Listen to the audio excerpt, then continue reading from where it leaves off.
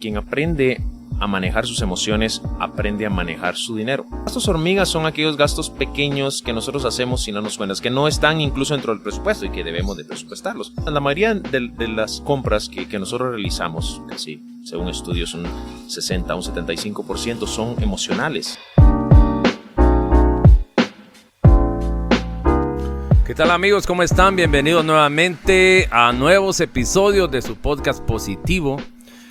Hoy nos encontramos acá con un muy buen amigo, un privilegio tenerte por acá. Mario de Paz ya ha estado con nosotros en algunos episodios y vamos a tratar temas bastante interesantes, ¿no, Mario? Sí, Robin, un gusto nuevamente estar aquí con tu persona, con este podcast que has estado haciendo y que en realidad pues está teniendo bastante eco en las personas, ha estado ayudando, mucha gente ha estado viendo algunos y magnífico, la verdad me gusta mucho tus podcasts. Muy bien, Mario, gracias. Si ustedes vieron nuestro episodio anterior que grabamos con Mario acerca de las finanzas, hoy vamos a enfocarnos un poquito también en ese tema y vamos ya a entrar en materia, porque el punto que vamos a tratar exactamente en este espacio es las emociones y las finanzas. ¿Qué relación tan importante pueden tener mis emociones con mis finanzas? Y vamos a ver que está bastante conectado el asunto, ¿no? Sí, claro. Yo siempre les digo a las personas que quien aprende a manejar sus emociones, aprende a manejar su dinero. Porque los problemas económicos no son por el mal manejo del dinero, sino por el mal manejo de las emociones. Y así no solo en la economía, no solo en las finanzas, sino en cualquier área de la vida. Aprender a manejar las emociones, la inteligencia emocional es muy, muy importante. Quiere decir que si yo, y este sería como el primer punto aquí, si yo soy capaz de controlar mis emociones, también soy capaz de controlar mis finanzas.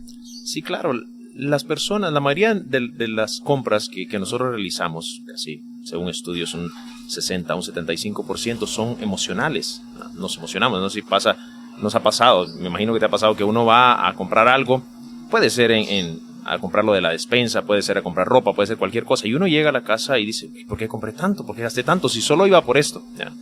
Y obviamente las personas, por ejemplo, en los lugares donde venden artículos de alimentos, lo saben, porque ponen los últimos artículos como los que podemos agarrar ya al final, donde estamos en la caja, pagar un chicle, unas galletas, unas cosas, y los artículos más importantes o más necesarios los ponen hasta el fondo. ¿Por qué? Porque emocionalmente nosotros vamos a ir metiendo a lo largo en la carretilla para hasta llegar al final, y al llegar al final nos dan, como dicen, la estocada final y nos ponen ahí las galletitas y todas esas cositas que vamos tomando. Entonces cuando nos damos cuenta compramos mucho. Lo mismo sucede cuando vamos a comprar ropa. Decir, bueno, necesito una camisa, necesito una blusa, pero salimos con varias bolsas. ¿Por qué? Porque nos emocionamos y no damos tiempo a la razón. O sea, las emociones funcionan mucho más rápido para tomar decisiones que la razón.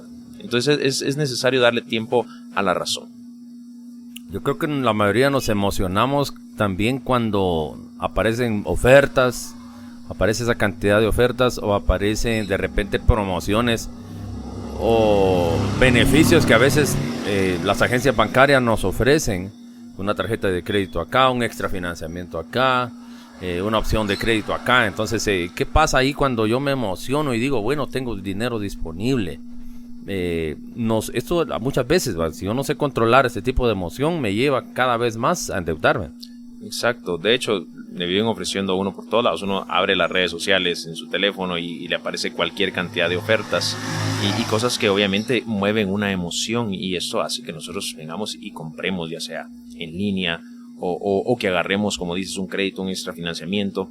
A mí me han ofrecido varios, obviamente, y a veces son necesarios, son importantes para poder producir, para poder poner un negocio, pero a mí me han ofrecido y yo les digo, no, gracias, hoy no voy a querer. Y me dicen, pero ¿y por qué no lo utiliza para algo que usted tenga en mente? ¿Para algún proyecto? No, ahorita no. ¿Y por qué no? Porque no me quiero endeudar, ahorita estoy bien, pero pudiera utilizarlo para alguna compra, y entonces empiezan a ofrecerle. Y sí, claro, uno se emociona y empieza a pensar, decir, bueno, con esto me puedo comprar esto. Porque hay personas que no han tenido la plata en la mano y al que le ofrezcan 15,000, 20,000, hasta 100,000 quetzales, dice, wow, ¿qué haría yo con eso? Y empieza a emocionarse. Y después, cuando entran en razón, se dan cuenta que están bien endeudados y que no hayan ni cómo salir. Tienen una maraña en sus finanzas personales. Bien, aquí me surge a mí una pregunta, Mario. ¿Cómo puedo tener yo el control de lo que gasto en realidad? Porque el punto está de que si yo no tengo control de lo que gasto, siempre voy a estar necesitado de más dinero. O sea, puedo ganar una cantidad de dinero considerable, pero si yo no tengo ese control y mis gastos cada vez aumentan y aumentan, o sea, ningún dinero, ningún sueldo, ningún salario va a ser suficiente. Y voy a tener que recurrir siempre a otro tipo de recursos, ¿no? Como en este caso los que platicamos. Entonces, ¿cómo puedo tener yo el control de eso que gasto? Y es importante iniciar con un presupuesto. El presupuesto es decirle a nuestro dinero a dónde debe de ir, en vez de estar averiguando hacia dónde se fue, ¿verdad? Entonces, cuando nosotros hacemos un presupuesto en una aplicación en el teléfono, escrito, pero es importante hacerlo, no solo decir, yo ya sé cuánto gasto en esto, cuánto gasto en el otro, no, sino plasmarlo. Y mejor si ni siquiera no solo en una aplicación del teléfono, sino agarrar un papel y hacerlo. Hay muchos formatos de presupuesto, hay sencillos, hay mensuales, hay semanales, cada quien como le funcione mejor, pero hacer un presupuesto y destinar cierta cantidad de dinero. Entonces el presupuesto nos da un panorama general de cómo estamos y aparte de eso nos permite también a nosotros no salirnos en algunos rubros que no debemos de salirnos, por ejemplo, y obviamente tenemos que ser muy sensatos a la hora de hacer un presupuesto. Vamos a determinar cierta cantidad y algunas cuentas, y lo más importante es primero salir de las necesidades básicas. Dentro del presupuesto tenemos que colocar muchas cosas. Yo siempre les aconsejo a las personas dentro del presupuesto, lo primero que deben colocar es el ahorro. Porque el que intenta ahorrar de lo que le sobra, pues jamás va a ahorrar. Y algunos me dicen, pero ¿cómo voy a ahorrar? No me alcanza, ¿no? Precisamente no te alcanza porque no tenés el hábito de ahorro. Entonces puede ser un poquito, solo para empezar a establecer ese hábito. Pero también hay varias cuentas que cuando nosotros hacemos un presupuesto decimos, wow, estoy gastando mucho en esto. Después de hacer el presupuesto, vamos a analizarlo, vamos a reestructurarlo y vamos a decir, bueno, aquí creo que estoy gastando mucho. Estoy pagando mucho de internet y tengo internet en el teléfono, tengo internet en la casa y lo tengo de mucha velocidad. Yo puedo hacer un ajuste ahí. ¿Por qué? Porque mis finanzas ahorita pues no están tan bien como yo quisiera. Ahora sí, obviamente nos está yendo bien y podemos pagarlo sin ningún problema que afecte nuestras finanzas, pues no hay ningún problema con eso. Pero hay personas que necesitan hacer ajustes. Entonces el presupuesto nos da ese panorama para poder decir, voy a hacer algún ajuste acá. ¿Por qué? Porque necesito este dinero para sumarlo a la colegiatura de mis hijos, para sumarlo a la alimentación, ahorita sobre todo que la situación se puso un poquito más difícil por todo esto que se dio del aumento de los combustibles, de los productos y todo. Es necesario hacer algunos ajustes y ser bastante austero. Entonces el presupuesto pues nos da el inicio, pero ahí entramos a la parte que hablábamos al inicio, la parte emocional. Yo puedo tener un presupuesto, pero si no aprendo a controlar mis emociones, obviamente el presupuesto lo voy a dejar por ahí, ni lo voy a volver a ver. Pero sí es importante tener un panorama general a través de un presupuesto y ahí pues ya empezamos a ser conscientes en qué estamos gastando más, en qué deberíamos de gastar menos, cancelar algunas suscripciones si es necesario, algunas cosas y con eso pues podemos empezar a tener un orden. Otra cosa para poder ordenarnos es apuntar todos los gastos. Yo tengo mi presupuesto, pero yo hago un gasto y apunto en mi teléfono, en un papel donde a las personas les parezca mejor. Apuntan, me gasté tal cosa, porque a veces los gastos hormiga, que le llamamos en los gastos pequeños, son los que nos hacen perder. Perdón que te interrumpa, pero sí me va esa cuestión de que gastos hormiga, porque ya lo he mencionado en otras ocasiones. Un ejemplo de un gasto hormiga.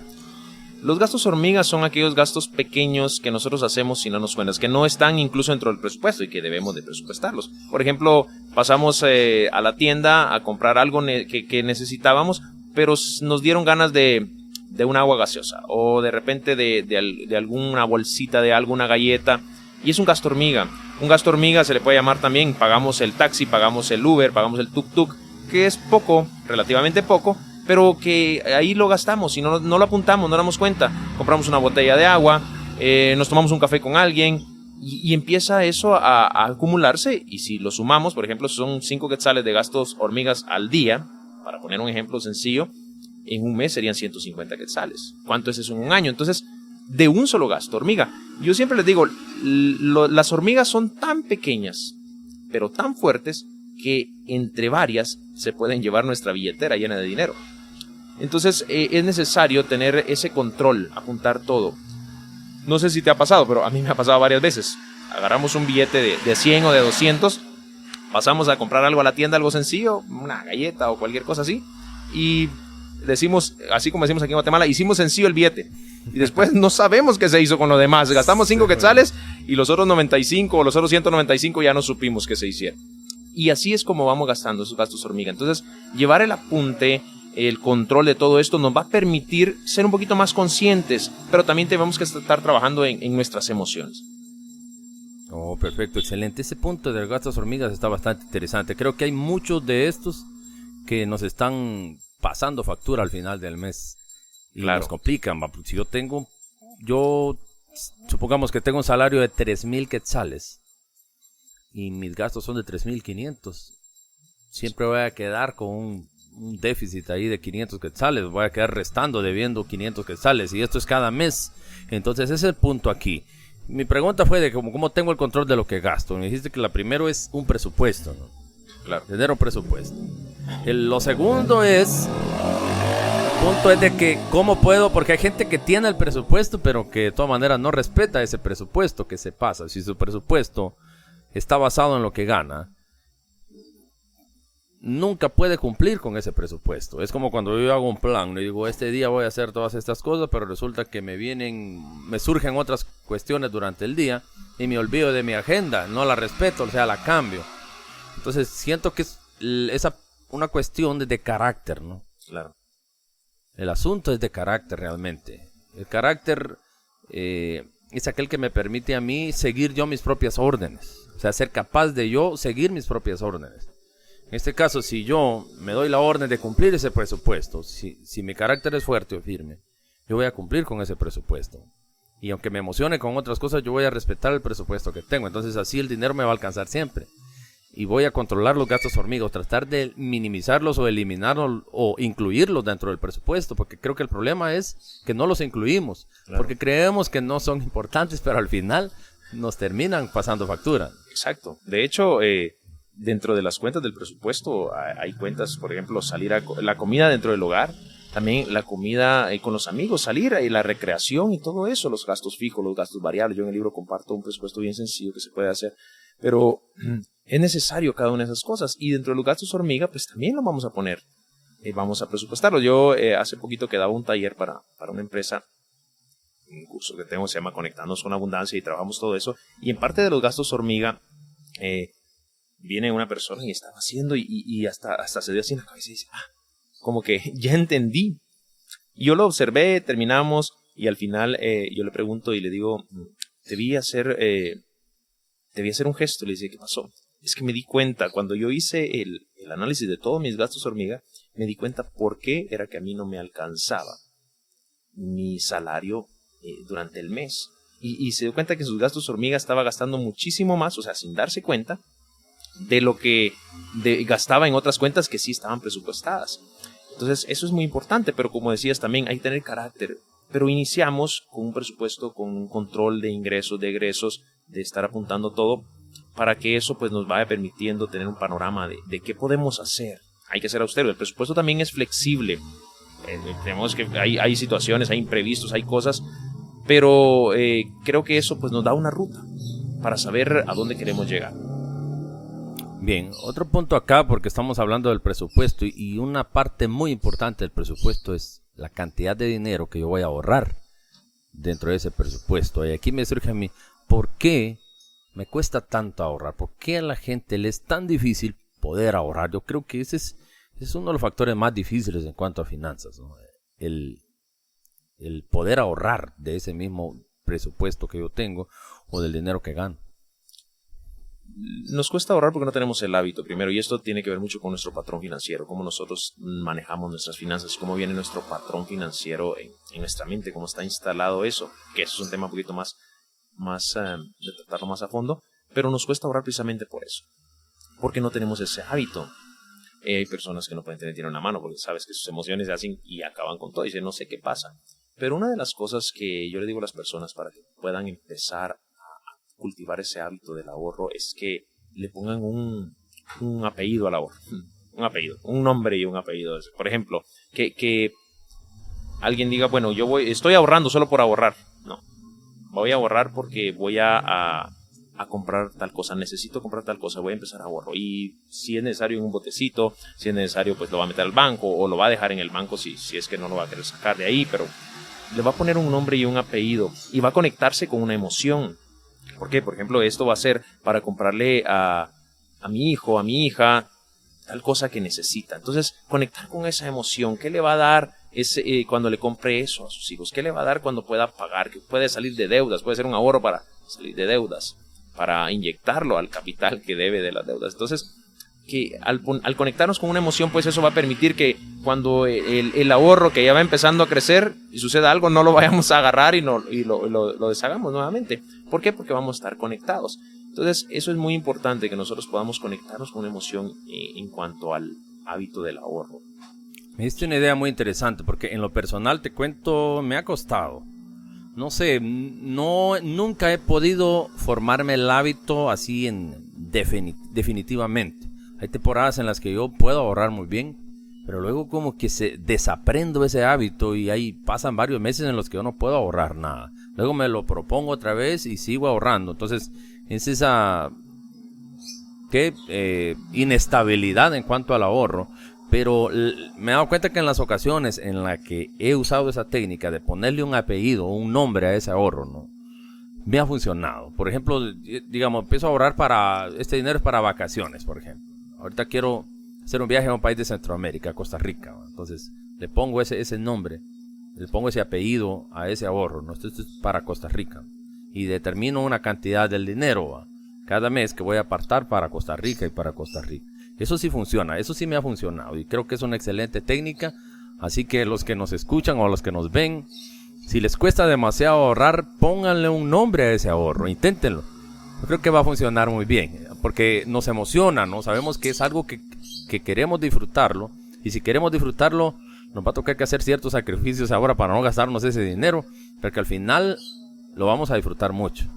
Exacto, entonces en este caso tuyo estás conectado con una emoción. ¿Qué tanto querés ir a Costa Rica? ¿Qué tanto queremos algo? Entonces tenemos que analizar por qué queremos ahorrar y qué tanto yo quiero. Cuando yo quiero bastante algo, voy a conectarme con esa emoción y de hecho cuando nosotros queremos mucho algo, aunque no tengamos el dinero, conseguimos para obtenerlo, porque estamos emocionados. Gastamos más de la cuenta, como hablábamos al inicio, porque estamos emocionados. Entonces en este caso te conectas, pero algunas personas, la mayoría de personas que yo he platicado con ellas en este punto del ahorro, si te das cuenta, ahorran para una emergencia. Estoy ahorrando para una emergencia. O sea, su visión es que van a tener una emergencia y obviamente emergencias van a haber por todos lados. Entonces, en la primera cosa que sucede, agarran el ahorro y se lo gastan. Dentro del presupuesto, yo aconsejo que también tenemos que tener una cuenta de imprevistos. Y tener una cuenta de ir teniendo ahí cierta cantidad para imprevistos, y esas serían las emergencias, pero el ahorro que nosotros vamos a destinar para otra cosa, pues nos va a servir exclusivamente para eso. Entonces eso es muy importante. El ahorro sí es dinero para gastar, pero es para gastarlo más adelante, para gastarlo en el futuro, no en ese momento, y eso es lo que tenemos que aprender. Claro, ¿no? Hay ahorros incluso para inversión, ahorros para, como decís, para viajar de placer, ahorros porque necesitas inyectar tu capital a tu negocio o poner un negocio o simplemente tener un fondo de emergencia. Yo creo que el primer ahorro que nosotros debemos de tener es un fondo de emergencia. Ahorrar para un fondo de emergencia que mínimo cubra de 3 hasta 6 meses max. O sea, sería lo óptimo de cualquier situación que nosotros tengamos, que sería mínimo 6 meses de nuestro ingreso mensual o de nuestro presupuesto mensual. Eso sería lo que aconsejarías. Eso es un fondo de emergencia, ahorrar para eso inicialmente. Teniendo eso, pues ya podemos nosotros poder pensar en otro tipo de ahorros. Muy bien, Mario, excelente.